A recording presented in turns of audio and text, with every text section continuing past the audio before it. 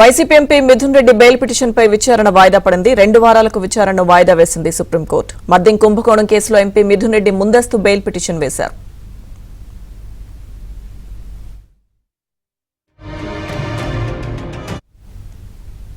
YCP MP Mithun Reddy bail పిటిషన్పై విచారణ వాయిదా పడింది. అప్డేట్స్ మా ఢిల్లీ బ్యూరో చీఫ్ కృష్ణ అందిస్తారు. కృష్ణ. లక్ష్మీదుర్గ వైసీపీ ఎంపీ మిథున్ రెడ్డి ముందస్తు బెయిల్ పిటిషన్ మీద సుప్రీంకోర్టులో ఈ రోజు విచారణ జరిగింది. ఏదైతే గతంలో మధ్యంతర రక్షణ కల్పిస్తూ 2 వారాలకు విచారణ వాయిదా వేస్తారు. మిథున్ రెడ్డికి అరెస్ట్ నుంచి మరో 2 వారాలు రక్షణ లభించిందని చెప్పుకోవచ్చు.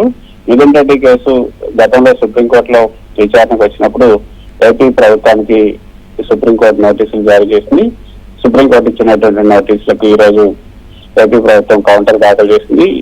మిథున్ రెడ్డి ఏదైతే మధ్యంతర రక్షణ కల్పించారో ఆ మధ్యంతర రక్షణను రద్దు చేయాలి. అదేవిధంగా మిథున్ రెడ్డి ఈ యొక్క విచారణకు సహకరించట్లేదు కాబట్టి అతన్ని అరెస్ట్ చేసేందుకు కూడా అనుమతి ఇవ్వాలని ఈ రోజు ఏపీ ప్రభుత్వం దాఖలు చేసినటువంటి ఈ యొక్క కౌంటర్ లో పేర్కొంది.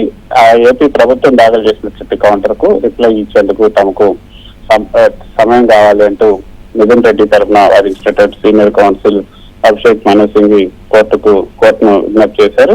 ఈ నేపథ్యంలో మరో 2 వారాల పాటు ఈ సమయం గడువిస్తూ ఆ 2 వారాలకు విచారణ వాయిదా వేసింది. ఆ 2 వారాల పాటు మిథున్ రెడ్డికి మధ్యంతర రక్షణ కొనసాగుతుందని కూడా సుప్రీంకోర్టు స్పష్టం చేసింది.